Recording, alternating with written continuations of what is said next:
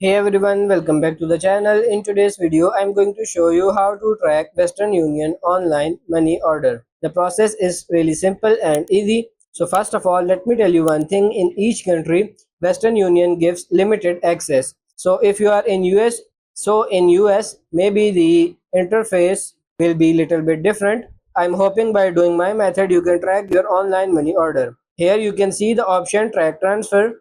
You have to tap on it. After tapping on it, here you have to write the MTCN number of that transaction. Just for example, I write this MTCN number of my transaction. If I click on this continue, so here you will see by writing the MTCN number, I can track this. The money has been sent and now it's in processing.